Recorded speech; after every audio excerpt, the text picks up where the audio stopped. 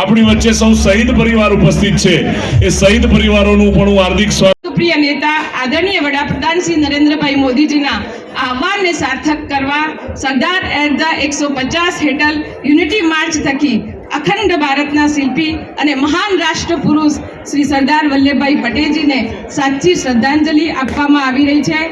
આપણા સાંસદ અને કેન્દ્રીય ગૃહ અને સહકાર મંત્રી શ્રી અમિતભાઈ શાહજીના પ્રેરણાત્મક માર્ગદર્શન હેઠળ ગુજરાત રાજ્યના લોકલાડીલા પ્રજાવાત્સલ્ય મુખ્યમંત્રી શ્રી ભૂપેન્દ્રભાઈ પટેલજી દ્વારા દેશની એકતા અને અખંડતા માટે સંકલ્પ લઈ એક ભારત શ્રેષ્ઠ ભારતની રાષ્ટ્રભાવનાને પ્રબલ બનાવવા આ એકતા માર્ચનું આયોજન ખૂબ જ આવકાર્ય છે. આવો આપણે સૌએ આપણા લોખંડી મહાપુરુષ સરદાર વલ્લભભાઈ પટેલજીના વારસાનો ઉત્સવ ઉજવીએ, તેમજ તેમના જીવન મૂલ્યો, વ્યક્તિત્વ અને કાર્યોને જાણવા અને સમજવા આયોજિત આજની યુનિટી માર્ચને સફળ બનાવી દેશભક્તિની એક રાષ્ટ્ર શ્રેષ્ઠ આત્મનિર્ભર ભારતની ભાવનાને પ્રેરણાબળ આપીએ તેવી અભ્યર્થના સાથે આપ સૌનું ફરી એક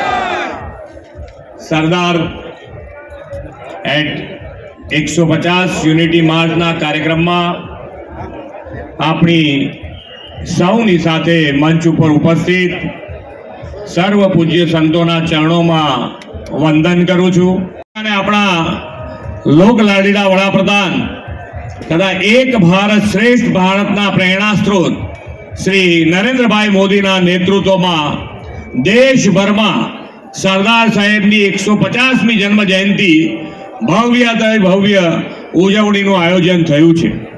આ અંતર્ગત આપણે સરદાર સાહેબના એકતાના કાર્યો અને વડાપ્રધાનશ્રીએ આપેલા એકતાના મંત્રને જન જન સુધી પહોંચાડવા વિધાનસભા વાઇઝ યુનિટી માર્ચ એટલે કે પદયાત્રા યોજી રહ્યા છીએ. આ પદયાત્રામાં જોડાયેલા ઘાટલોડિયા વિધાનસભાના સૌ નાગરિકોને ખૂબ શુભકામનાઓ પાઠવું છું. આપણા વડાપ્રધાન શ્રી નરેન્દ્રભાઈએ વિશ્વની સૌથી ઊંચી પ્રતિમા સ્ટેચ્યુ ઓફ યુનિટીના નિર્માણ દ્વારા લોહ પુરુષ સરદાર સાહેબને શ્રેષ્ઠ અંજલિ આપી છે. સરદાર સાહેબની આ પ્રતિમા વિશ્વભરમાં ભારતના સામર્થ્ય અને ગૌરવવંતા ઇતિહાસનું જીવંત પ્રતીક છે. સરદાર સાહેબે આઝાદી પછી દેશના પ્રથમ નાયબ વડાપ્રધાન અને ગૃહમંત્રી તરીકે 562 દેશી રજવાડાઓનું વિલીનીકરણ કરીને અખંડ ભારતનું નિર્માણ કર્યું છે. વડાપ્રધાન શ્રી નરેન્દ્રભાઈ મોદી અને આપણા લોકપ્રિય ગૃહમંત્રી શ્રી અમિતભાઈ શાહે કાશ્મીરમાંથી કલમ 370 દૂર કરીને કચ્છથી કટક અને કાશ્મીરથી કન્યાકુમારી ભારતને એક અને અખંડ બનાવ્યું છે. વિકાસની રાજનીતિ અને સૌના સાથ સૌના વિકાસની એકતાથી જ વિકસિત ભારત બની શકે. વડાપ્રધાન શ્રી મોદી સાહેબે બતાવેલા માર્ગને આખો દેશ અનુસરી રહ્યો છે. બિહારની જનતા જનાર્દને પણ એ જ માર્ગે ચાલીને વિધાનસભા ચૂંટણીમાં મોદી સાહેબના નેતૃત્વને ભારે જન આશીર્વાદ આપ્યા છે. રન ફોર ડેવલપમેન્ટ, વિકાસની રેસમાં સૌના સાથ સૌના વિકાસ, સૌનો વિશ્વાસ અને સૌના પ્રયાસના મંત્રથી ભારત ત્રીજી મોટી આર્થિક મહાસત્તા બનવા તરફ શ્રી મોદી સાહેબના નેતૃત્વમાં આગળ વધ્યો છે. વડાપ્રધાન શ્રી નરેન્દ્રભાઈ મોદીએ આત્મનિર્ભર ભારતનો સંકલ્પ કર્યો છે.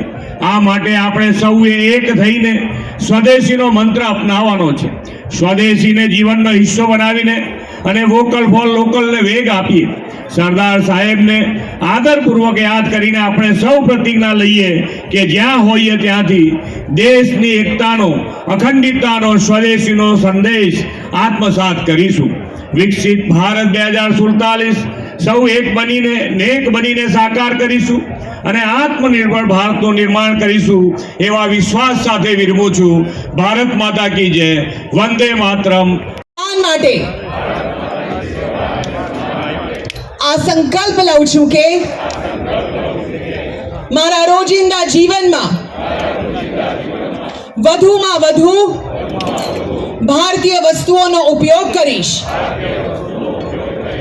અને આયાતી વસ્તુઓને બદલે વૈકલ્પિક એવી સ્વદેશી વસ્તુઓને જ